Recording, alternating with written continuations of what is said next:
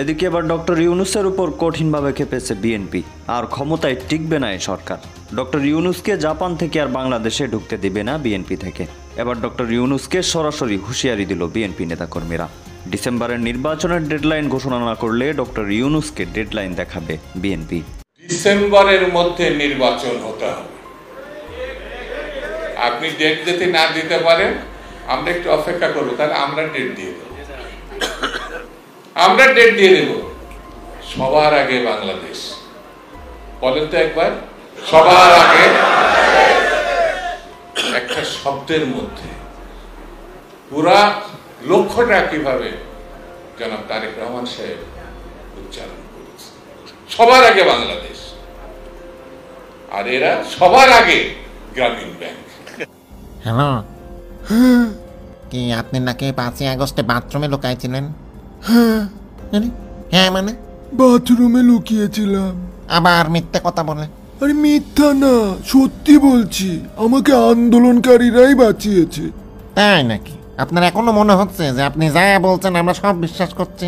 হ্যাঁ, আরে বিশ্বাস না হওয়ার কি আছে? বাংলাদেশের প্রধান উপদেষ্টা প্রফেসর ইউনূস জাপান সফরে আছেন, আমরা সবাই জানি। কিন্তু সেখানে সফরে গিয়ে বোধহয় তিনি নতুন আর একটা বিতর্ক উস্কে দিলেন। সেই বিতর্কটার নাম নির্বাচন। নির্বাচন যে প্রফেসর ইউনূসের সরকার ডিসেম্বরের মধ্যে দিতে চায় না, সেটা এবার বোধহয় একেবারে পরিষ্কার করে তিনি জানান দিয়ে দিলেন, এবং সেটা জাপানে গিয়ে জানান দিয়ে দিলেন। আমার মনে হয় এরপরে আর দর্শক দেখছিলেন এই মুহূর্তে পাওয়া কিছু সংবাদের গুরুত্বপূর্ণ শিরোনাম। আজকের বাংলা খবর 30 মে 2025 বাংলার লেটেস্ট নিউজে আপনাদের স্বাগতম। শুরুতে শিরোনাম দেখে বুঝেছেন কি হতে চলেছে। শুরুতে একটা প্রশ্ন রাখি যে এত বা 16 বছর বিএনপি কোথায় ছিল? অনেকেই বলবেন রাজপথে ছিল, মাঠে ছিল, ঘাটে ছিল, বিলির খেতে পালিয়েছিল। তো 15 বছর যেহেতু আওয়ামী লীগের দাবড় খেয়েছে, তো তারা এই 6টা মাস তারা ধৈর্য ধরে রাখতে পারতেছে না, তাদের নির্বাচন লাগবে। শুরুতে এই কথাগুলো আমার বলা উচিত হয়নি, তবে শামসুজ্জামান দুদু সাহেব যে কথাগুলো বলেছে শুরুতে শিরোনামে দেখেছেন, এখন আপনারা বিস্তারিত দেখবেন যে ডক্টর ইউনূস যদি ডিসেম্বরে নির্বাচনের ঘোষণা না দেয়, প্রথমত তিনি নাকি জাপানের মাটিতে গিয়ে বিএনপিকে ছোট করেছে, বিএনপির সম্মানহানি করেছে, তিনাকে বাংলাদেশে ঢুকতে দেওয়া হবে না। পাশাপাশি তিনি যদি ডিসেম্বরের ভিতর নির্বাচন না দেন, দ্বিতীয় অপরাধ, তিনার ডেডলাইন ঘোষণা করা হবে। দর্শক কি বুঝতেছেন? মাথা কি একটু রাগ হয়? দরকার নেই ভাই, চলুন বিস্তারিত দেখে আসি সেই দুদু সাহেবের বক্তব্য, যেই বক্তব্য নিয়ে সারা দেশের শিক্ষার্থীরা আবারও ফুঁসে উঠেছে এনসিপি সহ জামাতও।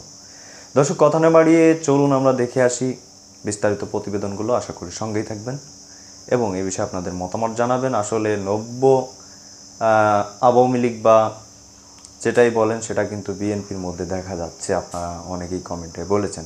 কথা বাড়াবো না, চলুন বিস্তারিত দেখে আসি। অবশ্যই এই বিষয়ে কিন্তু আপনাদের মতামতটি জানাবেন। তো দর্শক চলুন স্ক্রিনে। ডিসেম্বরের মধ্যে নির্বাচন হতে হবে। আপনি ডেট যদি না দিতে পারেন আমরা একটু অপেক্ষা করবো, তাহলে আমরা ডেট দিয়ে দেব। আমরা ডেট দিয়ে দেব। সবার আগে বাংলাদেশ। বলেন তো একবার, সবার আগে। একটা শব্দের মধ্যে পুরা লক্ষ্যটা কিভাবে জনাব তারেক রহমান সাহেব উচ্চারণ করেছে, সবার আগে বাংলাদেশ। আর এরা সবার আগে গ্রামীণ ব্যাংক। সবার আগে ট্যাক্স দেবো না 6 বছর। সবার আগে লাইসেন্স চাই, বিদেশের লোক পাঠাবো ম্যান পাওয়ারে আদৌ। আর ওখানে গিয়ে বলছে জাপানে 1 লক্ষ লোক। আমার মনে হয় ওই ব্যবসা করার জন্য ওখানে গেছে। এখানে আমাদের হেলাল বললো রাষ্ট্রের আমন্ত্রণে তিনি কোনো জায়গায় যান না। আমি তার নিয়ে বেশি কথা বলবো না, তবে এতটুকু বলতে পারি আমাদের নেতা অ্যাক্টিং চেয়ারপারসন স্পষ্ট করে একটা বার্তা দিয়ে দিয়েছে রাষ্ট্রের, সরকারের এবং বিএনপি দেশের মানুষের জন্য। সেটি হচ্ছে ডিসেম্বরের মধ্যে নির্বাচন হতে হবে। আপনি ডেট যদি না দিতে পারেন আমরা একটু অপেক্ষা করবো, তাহলে আমরা ডেট দিয়ে দেব। আমরা ডেট দিয়ে দেব। আপনাদের কর্মচারী এখানে যারা পুলিশ, এখানে প্রশাসন দেশের মানুষের অর্থে চলে, তো দেশের মানুষ তো আপনি যদি নববধূর মতো আচরণ করেন তাহলে আপনারা কি করবো?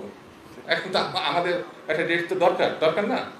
এখন পাত্রী আমরা দেখতে গেছি, পছন্দ হয়েছে, তাহলে আমরা কি করব? একটা দিন করতে হবে তো, দিন করতে হবে না? দিন না করলে তো আমি তো কারো দাওয়াত দিতে পারবো না। ভাই বৈশাখ মাসে 1 তারিখে এসেন, আমার মেয়ের বিয়ে অথবা আমার ছেলের বিয়ে, আপনি দিন করবেন না, দাওয়াত দেন আবার কি করে? খুব পরিষ্কার করে বলি ভাই, আমরা এখন একটা বয়সে এসে, আমরা তো ছাত্র রাজনীতি করতাম, আমার এখানে যারা আছে এখন সবাই ছাত্র রাজনীতি করতাম। ছাত্র দল কিন্তু এখন মাঠে আছে, বিএনপি মাঠে আছে, যুব দল মাঠে আছে, শ্রমিক দল মাঠে আছে, স্বেচ্ছাসেবক দল মাঠে আছে, মহিলা দল মাঠে আছে। তারেক রহমান এখনো চূড়ান্ত কথাটা বলে নাই, আমরা মাঠেই আছি। যখন চূড়ান্ত কথাটা বলবে, কালকে কিন্তু ঢাকা শহরে অনেকে বেরোতে পারে না, বেরোতে পারে না। যখন বাংলাদেশটাকে স্ট্যাগনেট, একেবারে স্থবির হয়ে যাবে, সেদিন বুঝতে পারবে। আপনার গোষ্ঠী বলবে যে ট্যাক্স সরাতে পারেন না, তাহলে কি করলেন? আরে ভাই, আমাদের নেতাকর্মী 5,000 নেতাকর্মী তারা শহীদ হয়েছে, কথা সত্য না মিথ্যা? সেটা কিন্তু বলবে না যে বিএনপির তারেক রহমান সাহেবের নেতাকর্মী 5,000 16 বছরে নিখোঁজ অথবা গুম হয়েছে। ইলিয়াস আলীর নাম শুনছেন না? ছাত্র দলের একসময় সেক্রেটারি, এমপি, সাংগঠনিক সম্পাদক, এই কথাটা বলবে না। তো তারা একটা বাহিনী বানাইছে, ডিজিটাল বাহিনী, মানে আপনি যাই বলবেন দেখবেন একেবারে ফেসবুক, সোশ্যাল মিডিয়াতে একেবারে গোষ্ঠী উদ্ধার করে ফেলবে। আমাদের উচিত হচ্ছে নেতাকর্মীদের এই সোশ্যাল মিডিয়া কিন্তু এখন খুব গুরুত্বপূর্ণ। শুধু নিজেরটা দেখে আপনি চলে যাবেন এটা না, আপনার দলের কথা ভাবতে হবে, নেতার কথা ভাবতে হবে, কর্মীদের কথা ভাবতে হবে, কর্মসূচির কথা ভাবতে হবে, এটার প্রতি উত্তর দিতে হবে। আমি ওদের মতো ভূমিকা ছোট করার কথা বলছি না, সত্যটা প্রকাশ করতে হবে। যেমন এরা সারা জন্ম আরেকবার জন্ম নিলেও এরা জিতবে না। আমি কেন এই কথাটা এত দৃঢ়তার সঙ্গে বলছি এই কারণে, শহীদ জিয়া রহমানের রাজনীতি পুরুষ এবং নারী, নারীদের যে ক্ষমতায়ন, সেনাবাহিনীতে নেওয়া, পুলিশে নেওয়া, প্রশাসনে নেওয়া, আর বেগম খালেদা জিয়াতে একটা ফ্রি শিক্ষার যে ব্যবস্থা, এই নারী এবং পুরুষ, আপনি যদি শুধু পুরুষ নিয়ে ভাবেন, তো নারী হচ্ছে অর্ধেক শক্তি, সেদিনই তো আপনার কাজ অর্ধেক কমে গেল, হবে না। নারী শক্তিকে আপনি আপনার ধর্মমতের মধ্যে রেখেও আপনি তাদেরকে নিয়ে অনেক কাজ করতে পারেন। চট্টগ্রাম বিশ্ববিদ্যালয়ে একটা মেয়েকে কিভাবে পিছন দিক থেকে লাথি মারছে দেখছেন না সোশ্যাল মিডিয়া? দেখছেন? কারা মারছে? কারা মারছেন? শিবির, গুপ্ত সংগঠন, যারা আমাদের ছাত্র দলের সাম্যকে হত্যা করেছে, যারা নীতি আদর্শ বিহীন গণতন্ত্রকে ধ্বংস করার জন্য লেগেছে। সেই জন্য ভোটের রাজনীতি আসলে আমার কাছে মনে হয় ওই জামাতের যে প্রার্থী দেখবেন, জানা ইলেকশনের বিরোধিতা করছে, প্রার্থী কিন্তু সব দেওয়া শেষ, 300 প্রার্থী দিয়ে দিয়েছে। আমি একেবারে চ্যালেঞ্জ করে বলছি, জামাতে ইসলামের যদি যে প্রার্থী, তার স্ত্রী যদি তার সামনে প্রকাশ্যে ভোট না দেয়, দেখবেন গোপনে দিলে করে সে ধানের শীষে ভোট দেয়। আমি একটা নিশ্চিত এই কারণে, তাদের উপরে যে অত্যাচার করা হয় পারিবারিক ভাবে, বাংলাদেশের প্রধান উপদেষ্টা প্রফেসর ইউনূস জাপান সফরে আছেন, আমরা সবাই জানি, কিন্তু সেখানে সফরে গিয়ে বোধহয় তিনি নতুন আর একটা বিতর্ক উস্কে দিলেন। সেই বিতর্কটার নাম নির্বাচন। নির্বাচন যে প্রফেসর ইউনূসের সরকার ডিসেম্বরের মধ্যে দিতে চায় না, সেটা এবার বোধহয় একেবারে পরিষ্কার করে তিনি জানান দিয়ে দিলেন, এবং সেটা জাপানে গিয়ে জানান দিয়ে দিলেন। আমার মনে হয় এরপরে আর কোনো যদি কিন্তুর বিষয় নেই যে নির্বাচনটা এই সরকার আসলে ডিসেম্বরে দিতে চায় না, এবং নির্বাচন নিয়ে নানা রকমের প্ল্যান আছে।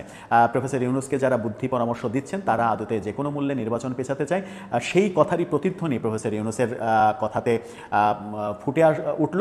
এবং আমরা বারবার যে কথাটা বলার চেষ্টা করেছি বিভিন্ন ভিডিওতে, যে এই সরকার মূলত রাজনৈতিক দলের সংখ্যা বিচার করছে, সেই রাজনৈতিক দলগুলোর জনপ্রিয়তা আদৌ আছে কিনা, প্রেসিডেন্ট সেক্রেটারি সর্বস্ব রাজনৈতিক দল কিনা, মিডিয়া সর্বস্ব রাজনৈতিক দল কিনা, এই চিন্তাভাবনা তারা করছে না, তারা রাজনৈতিক দলের সংখ্যা বিচার করছে, যেটা প্রধান উপদেষ্টা এবার একেবারে পরিষ্কার করে দিলেন জাপানে একটি অনুষ্ঠানে। যে অনুষ্ঠানে তিনি যোগ দিতে গেলেন, সেই অনুষ্ঠানের প্রশ্নোত্তর পর্বে তিনি বলে দিলেন যে ডিসেম্বরে নির্বাচন চাইছে শুধুমাত্র একটা দল, আর কোনো দল নির্বাচন চাইছে না। অর্থাৎ সংখ্যাতত্ত্বের বিচারেই সরকার ব্যাপারটাকে ভাবছে। বিএনপিকে বাংলাদেশের সবথেকে বড় জনগণের প্রতিনিধিত্বকারী দল হিসেবে সরকার ভাবছে না, আর আওয়ামী লীগকে তো গোনার মধ্যেই ধরছে না। এরকম পরিস্থিতিতে ঘটনা কোন দিকে যাচ্ছে সেই আলোচনা করবে বলছিলাম, যেটা প্রফেসর ইউনূস জাপান সফরের যে অনুষ্ঠানে যোগ দিতে গিয়েছিলেন সেখানেই প্রশ্নোত্তর পর্বে তিনি বলেছেন যে ডিসেম্বরে নির্বাচন চাইছে একটিমাত্র দল।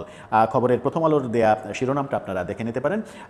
তিনিই বলছেন জাপানে এই কথাটা। তিনি বলেছেন দেশের গণতান্ত্রিক রূপান্তরে অন্তর্বর্তী সরকার একটি সুষ্ঠু, অবাধ ও গ্রহণযোগ্য জাতীয় নির্বাচনের জন্য প্রস্তুতি নিচ্ছে। আমরা দেশের জনগণের ন্যায় বিচার, সমতা, স্বাধীনতা ও মর্যাদা নিশ্চিত এবং তাদের স্বপ্ন আকাঙ্ক্ষা পূরণে কাজ করে যাচ্ছি। ইম্পেরিয়াল হোটেলে 30তম নিক্কেই ফোরামে ফিউচার অফ এশিয়ার উদ্বোধনী অধিবেশনে তিনি এমন কথা বলেছেন। পরে প্রশ্নোত্তর পর্বে তিনি বলেছেন, যেটা রাষ্ট্রীয় টেলিভিশন বিটিভিতেও সম্প্রচার করা হয়েছে সরাসরি, এক প্রশ্নের জবাবে তিনি বলেছেন অন্তর্বর্তী সরকার 3টি লক্ষ্য নিয়ে কাজ করছে। প্রথমটি হচ্ছে সংস্কার, দ্বিতীয়টি হলো যারা অপরাধ করেছে জুলাই গণ অভ্যুত্থানে তাদের বিচার, এবং 3 নম্বরে হচ্ছে নির্বাচন। তিনি আরও বলেছেন, আমরা জনগণে বলেছি নির্বাচন এবছরের ডিসেম্বর থেকে আগামী বছরের জুনের মধ্যে অনুষ্ঠিত হবে। তবে কিছু রাজনীতিবিদ নির্বাচনের জন্য জুন পর্যন্ত অপেক্ষা কেন, ডিসেম্বরেই নির্বাচন কেন নয় সেই প্রশ্ন তুলছেন। দেশের সব রাজনৈতিক দল নয়, এই কথা দেশের সব রাজনৈতিক দল বলছে না, শুধুমাত্র একটি দল ডিসেম্বরে নির্বাচন চাইছে, এমনটাই তার ভাষ্য। আর বোধহয় এই নিউজের কোনো কিছু পড়ার প্রয়োজন নেই। এই কথার মাধ্যমে তিনি পরিষ্কার করে দিলেন যে বিএনপি ছাড়া আর কোনো দল, অর্থাৎ যে 22-23টি দলের সঙ্গে তিনি মিটিং করেছেন জাপান সফর যাওয়ার আগে 2 দিনে, সেই 22-23টি দলের বিএনপি ছাড়া 22টি দলই ডিসেম্বরে নির্বাচন স্পেসিফিকভাবে কেউ চায়নি। কেউ তো প্রফেসর ইউনূস যা করবেন সেটাতেই রাজি। যেমন এনসিপি বলছেন আগে সব সংস্কার হবে, সব বিচার কমপ্লিট হবে, তারপরে নির্বাচন। সেটা যদি 10 বছর 20 বছর লাগে তাও হবে, কিন্তু তার আগে নির্বাচন হবে না। এবং তার আগে যদি কেউ নির্বাচন চায় সে আসলে বাংলাদেশের পক্ষের শক্তি নয়, বাংলাদেশের বিপক্ষের শক্তি, এরকম কথা আলোচনা হয়েছে, এরকম অবস্থা। আমরা বারবার বলেছি যে এই সরকার মূলত রাজনৈতিক দলের সংখ্যাতত্ত্বের ভিত্তিতে তাদের করণীয় ঠিক করতে চলেছেন, এবং সেটা প্রফেসর ইউনূস এবার নিশ্চিত করে দিলেন যে তার সরকারের পক্ষে 22টি দল রয়েছে, একটি দল শুধু তার সরকারের বিপক্ষে রয়েছে। That does not matter. একটি দল যেহেতু বিপক্ষে রয়েছে, সব দলই তার পক্ষে রয়েছে, সুতরাং তার সরকার যা ইচ্ছা তাই করতে পারে, এমনটি কি তিনি বোঝাতে চাইলেন? যখন এই কথা তিনি বলছেন তখন গতকালকেই একটি অনুষ্ঠানে, বিএনপির একটি অনুষ্ঠানে তারেক রহমান আরেকটু এগিয়ে কথা বলেছেন। তিনি বলেছেন ডিসেম্বরের আগেই জাতীয় নির্বাচন দেয়া সম্ভব। বাস্তবতা বিবেচনায় তিনি বলেছেন যে ডিসেম্বর নয়, ডিসেম্বরের অনেক আগেই নির্বাচন দেয়া সম্ভব। তারেক রহমান যখন এটা বলছেন তখন প্রফেসর ইউনূস বলছেন শুধুমাত্র একটি দল ডিসেম্বরে নির্বাচন চাইছেন। এবার তারেক জিয়া একটু এগিয়ে আনলেন। অন্যদিকে বিএনপি নেতা শামসুজ্জামান দুদু স্পষ্ট করে বলেছেন যে সরকার না করলে আমরাই নির্বাচনের তারিখ ঘোষণা করে দেব। শামসুজ্জামান দুদু বরং একেবারে হুঙ্কারের সুরেই বলেছেন সরকার যদি নির্বাচনের তারিখ ঘোষণা না করে তাহলে আমরাই নির্বাচনের তারিখ ঘোষণা করব, আমরা কোনো কাল বিলম্ব করব না। এইরকম পরিস্থিতি তৈরি হয়েছে। আবার এনসিপি আহ্বায়ক নাহিদ ইসলাম তিনি বলেছেন যে এক দলের কথাই নির্বাচন হতে দেয়া হবে না। অর্থাৎ প্রধান উপদেষ্টা যে কথা বলেছেন একটি দল নির্বাচন চাইছে ডিসেম্বরের মধ্যে, নাহিদ ইসলামের কথার সুর একই, এক দলের কথাই নির্বাচন হতে দেওয়া হবে না। এটাই মূলত বাস্তবতা। এই বাস্তবতার বাইরে এই সরকার যাবে না। এই বাস্তবতার বাইরে যখন এই সরকার যাবে না, মোটামুটি ঘোষণাই দিয়ে দেওয়া হলো, তখন বিএনপি কি করবে? বিএনপি দেখলাম যে দক্ষিণের মেয়র ইশরাক হোসেনের ব্যাপারে এখনও কনফিউজ, তারা আন্দোলন করবে কিনা। নির্বাচন ব্যাপারে তারা শুধু কথা বলেই যাচ্ছে। কিন্তু প্রধান উপদেষ্টা গতকালকে জাপানে যখন এই ব্যাপারটা স্পষ্ট করে দিলেন, বিএনপিকে যখন একটি রাজনৈতিক দল হিসেবে আখ্যা দিচ্ছেন, তার হাতে রয়েছে আরও 22-23টি দল যারা এই সরকারকে সমর্থন দিচ্ছে, সুতরাং এই সরকারের পক্ষে সমর্থনই বেশি, নির্বাচন ডিলে করার সমর্থনই বেশি। সুতরাং সেই দিকেই যে যাচ্ছে সরকার, এই ব্যাপারে বিএনপি এখন করণীয় ঠিক করবে তাদের মতো করে। যেহেতু আওয়ামী লীগ নির্বাসিত, আওয়ামী লীগকে নির্বাচন করতে দেওয়া হবে না এরকম কথা বলা হয়েছে। কিন্তু এরই মাঝে ভারত এবং রাশিয়া থেকে আমরা দেখেছি যে ইনক্লুসিভ নির্বাচনের তাগিদ দেওয়া হয়েছে। আওয়ামী লীগের নিষিদ্ধের ব্যাপারে নানা দিক থেকে বহির্রাষ্ট্র থেকে প্রতিবাদ আসছে। হিউম্যান রাইটস ওয়াচ পরিষ্কার করে বলেছে যে আওয়ামী লীগের নিষিদ্ধ, তাদের মিছিল মিটিং করতে না দেয়া, এটা একটা ফ্যাসিস্ট আচরণ। এই সরকার আগের সরকারের মতোই আচরণ করছে। এই ব্যাপারগুলো আদৌ আমলে নেবে কিনা সরকার, সেই ব্যাপারে যথেষ্ট সন্দেহ রয়েছে। তাহলে বিএনপি এখন কি করবে? আমরা অনেক আগে বলেছিলাম যে রাজনৈতিক সিচুয়েশন এমনও হতে পারে যে সেই দিন যদি আসে তাহলে অবাক হওয়ার কিছু থাকবে না, যেদিন বিএনপি এবং আওয়ামী লীগ একজোট হয়েছে এই সরকারের বিরুদ্ধে আন্দোলন করতে। সেরকম দৃশ্যও কি আমরা দেখে ফেলবো? সেরকম দিকেই কি দেশের পরিণতি যাচ্ছে? দর্শক, আপনার কি মনে হয়? নাকি বিএনপি আন্দোলনে আসলে পিছিয়ে পড়ছে, রাজনৈতিক কৌশলে সরকারের কাছে এক ধরনের হেরে যাচ্ছে, এরকম পরিস্থিতি তৈরি হয়েছে? নাকি নির্বাচনের এই ব্যাপারে বিএনপি খুব দ্রুত, যদি তারা নির্বাচনই চায়, তাহলে যেহেতু সংস্কারের ব্যাপারে প্রধান যে 13টা পয়েন্ট, সেই 13টা পয়েন্টের একটাতেও বিএনপি রাজি হয়নি, একটা পয়েন্টে শুধু আংশিক রাজি রাজি হয়েছে। এই ব্যাপারে যেটা হচ্ছে প্রধানমন্ত্রীর ক্ষমতা একটু তো দর্শক দেখলেন খুব গুরুত্বপূর্ণ প্রতিবেদন। এতক্ষণ আমাদের সাথে থাকার জন্য ধন্যবাদ জানাচ্ছি আমাদের আলোচক শিমুল সরকার ভাইকে। খুবই গুরুত্বপূর্ণ কিছু তথ্য দিয়েছিলেন। তিনার চ্যানেলে 1 লক্ষ সাবস্ক্রাইব পূরণ হয়েছে, এই জন্য তিনাকে অভিনন্দন জানাই। এগিয়ে যাক, গুরুত্বপূর্ণ তথ্যপত্র মাঝে মাঝে তিনার থেকে আমরা নেই এবং তিনাকে সম্মান করি। দর্শক, এই বিষয়ে আপনাদের মতামত কি অবশ্যই জানাবেন। যে বিএনপি আর কয়টা মাস অপেক্ষা করে যদি এই সংস্কারগুলো পূরণ করতো, হয়তোবা কোনো দিন যদি আওয়ামী লীগ ফিরে আসে তাদের আর এই অযথা দাবটা আর খেতে হতো না। দর্শক, যেই আসুক ক্ষমতায় সে কিন্তু আরও 15 বছর থাকবে। লাস্ট কথা, ভালো থাকুন, সুস্থ থাকুন, দেখা হচ্ছে খুব তাড়াতাড়ি।